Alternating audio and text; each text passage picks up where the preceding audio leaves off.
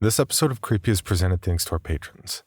Patrons like Tula Bushman, My Pug Meow, Alexander Lowe, Lauren Pilkington, Giovanni Vasquez, Stephanie, Wendy Hubble, That Kid Matt, Michelle Bartlett, and Missy Sanders.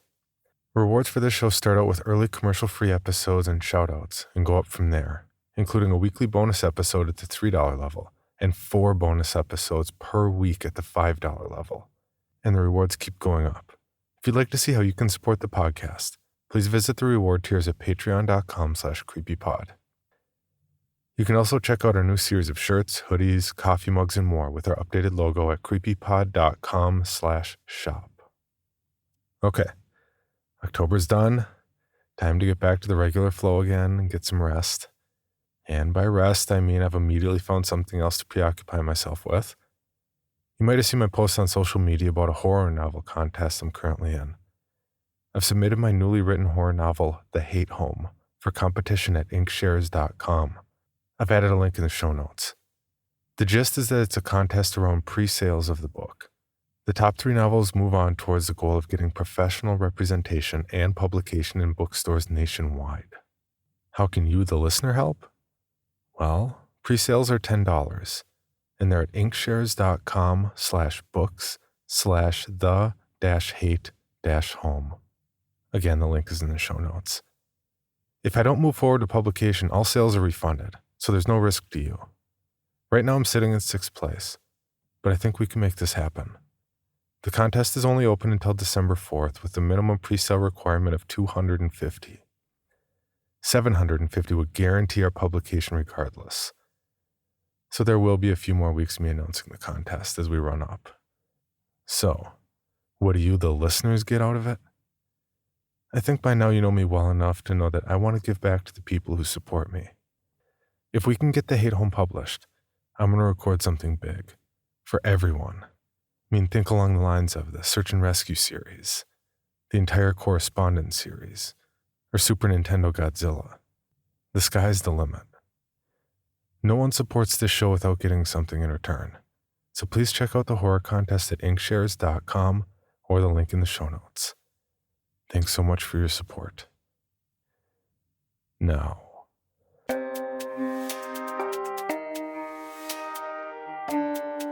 this is Creepy, a podcast dedicated to sharing the most famous, chilling, and disturbing creepypastas and urban legends in the world.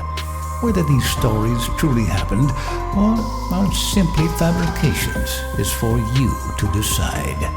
These stories may contain graphic depictions of violence and explicit language. Listener discretion is advised. Creepy presents The Hell Inside My Head. Credited to The Wizard of the Woods.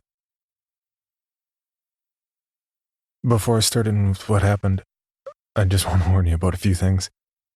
Firstly, I'm not all there in the head. I have schizophrenia, and I've been on various medications for the past 14 years with varying degrees of success. Each of them helped a bit, but nothing substantial. Electroshock, attempted in desperation for a cure, instead exacerbated the condition, much to the dismay of both myself and the doctors. Secondly, I'm rather craven. Sure, I can handle normal stuff, snakes, spiders, etc. When it comes to anything else, though, I turn into a complete coward, curl into a ball, and wait for it to pass. With all that's happened, I doubt you'll be able to blame me. Just trust me on that. Third, and probably most important, everything I'm about to tell you happened after the electroshock treatments. Because of this, I entirely blame the doctors for everything that happened. Before that, therapy. Sure, I'd see the occasional oddity and a hallucination. But afterward, my life became a constant nightmare. Finally, I should probably tell you why I'm saying this in the first place. The first version is, I'm worried about how much I'll be able to tell before they get me again. And I want to get as much out there as I can. Even if no one believes me, I need to send this out in hopes that someone will know how to help me. The doctors took me in for shock therapy. The day after my surgery, I saw the first one. I was lying in the hospital bed. It was as uncomfortable as ever, but I had been pretty heavily confined to that bed ever since I got to the medical floor. I really didn't have much choice but to get used to it. Dr. Marcus slid open the glass door and came into my room. Good, you're awake. We need to run a basic diagnostic test. Now, I understand that you've had a traumatic experience. However, we need to get this done, and the sooner the better. So, if you don't mind, can you tell me what you see? Dr. Marcus held up a card with a picture of a pear on it. I see a pear. Are we done? No, afraid not. The doctor's face dropped into a regretful frown. Here's the next card. What do you see? This time the picture was of a home and family. It looked like it was drawn by a 3-year-old. It's a house and a family. Is this really necessary? I'd like to get up and stretch my legs. Please, be patient, Ray. I guess he thought that using my name would make me feel better. I need you to identify one more picture for me. Here, just tell me what you see. Another card. This time, though, the picture creeped me out. It looked like a shadow of a person that stood up. There was no one attached to it, just a figure. It was entirely pitch black with no features, save for 2 tiny pinpricks where the eyes would be. They looked like stars in the night sky. This was how it started, and I would soon come to regard that image with utter dread. I see a shadowy person with stars for eyes. Where did you get that one? I don't remember it from last time. I wasn't lying. This was a test I'd taken many times. Each time they wanted to assess how a new treatment or medication was working, they gave me this test. It was easy. I'd actually memorized all the cards by this point. But that one was definitely new. Dr. Marcus gave me a look that was unlike any he'd shown before. A mix of puzzlement and confusion and maybe disbelief. Regardless, he made a strange face and looked at the card himself. Are you sure that's what you see here? He asked, turning the card to me again. This time I did recognize the card. It wasn't the figure from before. It was instead a crudely drawn police officer standing next to a crudely drawn police cruiser. What had happened to the photo from before? Or was this the real photo and the last one fake? I hate asking myself questions like that. I learned a long time ago that when you live the way I live, inquiries about what's real and what's not real tend to go unanswered and end up running you in circles until you're too exhausted to think. I dropped the thought from my mind to avoid the hassle. Dr. Marcus, however, was still waiting for an answer. I told him something I thought he would accept as a viable response. The shadow was the officer next to the police car. He saw right through my ploy. It seems that you may be experiencing some unforeseen side effects. That's why we do this test, you know, to ascertain whether the treatment is an improvement or a detriment. I'd already heard the speech, and I didn't care to listen to him beat a dead horse. In retrospect, I should have been more fair to him. He really was trying to help. I see that now. I was tired, though. I wanted to go back to my room, instead of spending another minute in that uncomfortable bed. Eventually, he finished his speech, wrote another prescription, and let me get up. I was happy to be walking out of there. My left leg had fallen asleep, but that was still less irritating than the speech I was given. Dr. Marcus opened my door and shuffled me inside, locking the door as he shut it behind me. I didn't mind. I actually liked my room, save for the monotone color scheme. Whitewashed walls occasionally interrupted by a smidge of crayon from some loony. Boring. The rest of my room was more to my liking. My bed was far better than the one I'd been confined to before, and had a small table that sat next to it, complete with an adjustable desk lamp. The table had a single unlocked drawer, which I was not allowed to have a key to. I didn't care, since the only things in there were my sketches. I liked to draw, and that was the best place for me to hide them so the residents didn't get at them. They were like damn vultures, I swear, picking at everything, regardless of whether they had any actual interest in it. You may have realized at this point that the room I've described sounds like a room in a mental institution. Actually, I suppose everything I've talked about so far does, doesn't it? If so, you earn yourself a cookie. Because in the 4 years leading up to my electroshock treatment, I've been living at Augustinian Institute for the Mentally Unstable. That translates roughly as the loony bin, in case you couldn't tell. Prior to those 4 years, I lived with my parents. We dealt with my illness as a family, and despite any preconceived notions you may have, we were happy. Mom would make breakfast for me every morning, and Dad would watch TV with me. Our house was a safe place for me, and I actually had a better time dealing with the hallucinations when I was at home. With me being so messed up in the head, I'm kind of surprised at how perfect my family life was. Then, quick as a wink, that life ended. My parents went out for a night on the town. Heavy rain was pouring down that night. I remember it keeping me awake. Apparently, the soaked cobbled road was a bad match for the tires on my parents' car. They skidded off into a ditch.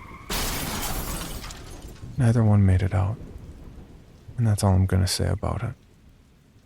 It's a touchy subject for me, as you can imagine. With no relatives left, I was placed in the care of my physician, the aforementioned Dr. Marcus. He and the other doctors had only one goal in mind for me: get me healthy enough to boot out the front door so they could bring in another guinea pig. Bad news for them. None of their drugs worked. I was carefully monitored for the next 4 years, bringing us back to the electroshock and the events that took place afterward. I sat down on my bed and retrieved my sketching supplies from the drawer. When I would get really bored, it would help to draw something interesting that happened from the day. Well, I've been resting for most of the day, which really only left a strange flashcard to consider. I drew my rendition of Dr. Marcus, holding up the card. When I tried to draw what was on the card, though, I couldn't. I didn't remember what it was. I do now, obviously, but for whatever reason at that moment, it was as though the card was blank, both on paper and in reality. I lay back in my bed, getting a headache. I wanted the day to end, and so, despite having rested for 15 hours post-op, I fell asleep. I woke up very early the next morning. I didn't have access to a clock or watch, but there was no light streaming in through the barred window above my bed. It must have been before dawn. Doctors didn't open the doors until 8 each morning, so I was stuck in there in my boredom, waiting. I didn't want to wake the person in the room across the hall from me, so I left my lamp off. Instead, I sat in the darkness, just waiting. Out of the corner of my eye, I thought I saw something move in my room. I turned back to look, but found nothing. As I rolled back to face the door, however, I came face to face with a horrific sight. Utter darkness. A shadow in a room of shadows, with 2 white stars coalesced into a human form. The monster from the card had followed me, It had crawled on all fours under my bed and was at eye level, just inches from my face. Its white pinprick eyes stared into mine, a void of emotion, lacking in characteristic. I clamped my eyes shut and curled into the fetal position. I started crying, praying for it to be over. I could hear it right next to me. It was breathing in my ear. The hot breath emanated from nowhere, as the monster had no mouth or nose. It sat there for minutes on end, just breathing louder and louder. I almost wished it would just get it over with. Then, quickly as it started, the breathing ceased. Only the hum of electricity remained, coming from the walls. I didn't open my eyes for a very long time, too scared of what I might see. When I finally did open them, it was still dark and the creature was gone.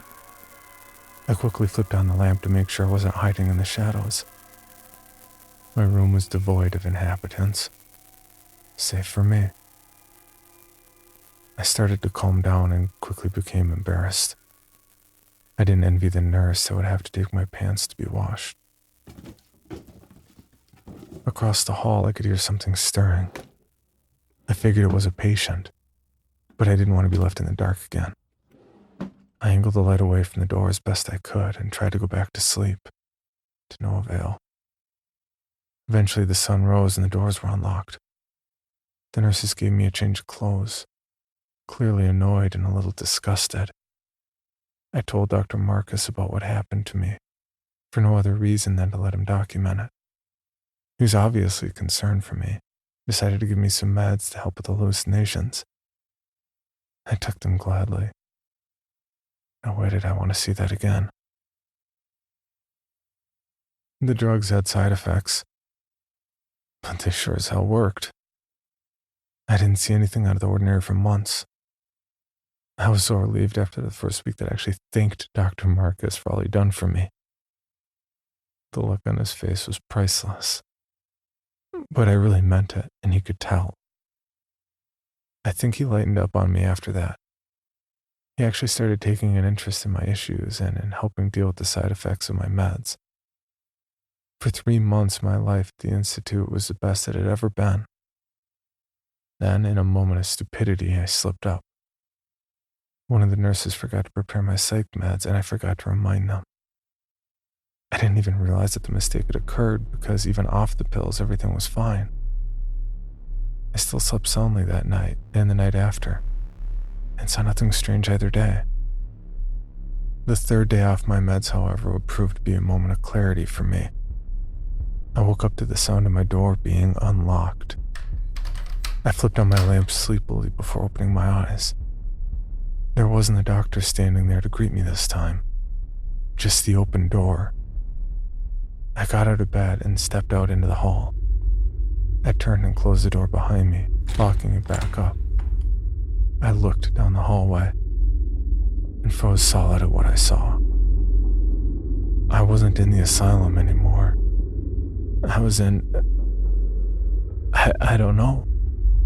I can't adequately name the horror that now faced me. I always pictured hell as being fiery and smelling of brimstone. This wasn't hell. This was visceral. The hall had contorted into a fleshy mess. Horrible smelling fluids leaked from sores in the walls and blood coated the squishy vein-covered floor. The doors to other rooms were replaced with sphincters, and down the hall I could see a figure standing with its back to me. I could hear it sobbing. I tried to turn around, but every muscle in my body locked. Something inside me knew that whatever was behind me would be far worse than what was in front of me. I looked back to the door to my room, only to find it wasn't there. The intestinal tunnel out in had overtaken the door. I could see the knob and the folds of flesh, though. I thought, if I can just get back through the door, it'll be all right. I don't know why. Out of pure horror, I concocted the notion that my room was a safety net. It was a stupid idea, but I tried it anyway. nowhere else to go regardless, except toward the figure. That was the last thing I wanted to do. I tried to reach for the knob and the flesh closed around it. I pushed through the slimy, squishy mess until I felt my knuckles touch the knob, and I took hold of it. The wall clamped down on my arm, crushing bone and trapping me there. The figure stood and turned to walk towards me, still sobbing. Its pitch-black skin was broken only by its pinprick white eyes, which leaked a gray fluid that oozed down its cheeks. The sobbing grew louder and louder, becoming like a banshee's wail, somehow echoing off the twisted walls of flesh. It stood perfectly still a few feet from me, and the gray slime continued to dribble out. My crushed arm felt like it was on fire. My blood sloshed to the floor, mixing with the gore. I started crying out for help, and inside I was praying that this was a dream or a vision. Then, for the first time, the monster spoke. A horrible, ghastly, grating voice. It was utterly inhuman, and that alone gave me strong goosebumps over my entire body. There was no movement of its face, as it had no mouth with which to speak. This made the sound all the more horrible. But it was what the creature said that was truly terrifying. We are in you now, and you are in us. Neither can escape, and you cannot stop us now. My knees gave out. I dropped to the floor, sloshing the various fluids where I hit. I started bawling, waiting for whatever horrible things the shadow had planned for me. I felt warm hands on my shoulders, and I flinched, cringing away from the evil being that had caught me in its web of sinew. It spoke again. Ray. Ray, are you with us? Ray. I looked up to find Dr. Marcus holding my shoulder, trying to help me. The hallway was normal again, as was my door. My arm was healed. Dr. Marcus pulled me to my feet, but I was still unable to stand well, and I was crying my eyes out as he helped me to his office. It was more than an hour before I calmed down enough to tell him what happened. I spared no detail, watching as his face twitched between vestiges of horror, disgust, concern, and outright fear. These looks made me more frightened, because this was the only time I ever saw Dr. Marcus afraid of what a patient reported seeing. He made certain that the nurses never forgot my meds again. They didn't work anymore, though. I don't know why. I was really scared of this, though, because I was still hallucinating. Flames in the hallway, meals made of maggots, and the damnable creature that stalked me in the darkness of my room. Once they realized that nothing was helping anymore, they had no choice but to cast me out. I couldn't benefit from their type of help anymore, and they needed the space. I went back to the home I knew before. It's been 27 days, and each day the visions get more and more intense. The starry-eyed shadows have been following me everywhere. The only place they can't reach me is in my home. They've gotten more creative since the asylum. Everywhere I go, the scenery and people turn into fleshy piles of shadows, all in the blink of an eye. Sometimes the people wouldn't be shadows, but instead twisted, manipulated corpses. It doesn't stop there. If I try to go anywhere, they corner me, cut me open, burn me. I feel everything. The agonizing pain of mutilation. It's torture, literally. I can't go anywhere. I'm starting to run out of food, but I don't trust canned foods at all anymore. It's like a goddamn game of surprise. What's inside this time? bunch of eyes, strands of hair. The distortions have invaded my home. Even now, the walls in the living room are pulsating like a heartbeat, and the TV only shows static. I don't think anyone will believe me, and I'm scared to go outside. They have me surrounded. I think they're waiting for me to leave.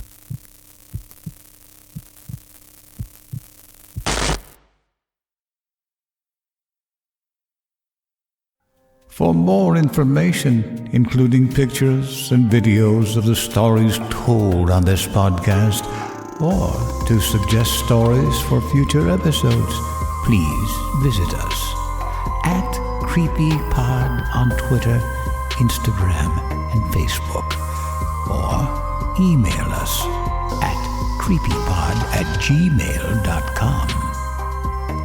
All stories told on this podcast can be found at creepypastawikia.com and are protected by a Creative Commons license. Some rights reserved unless otherwise stated.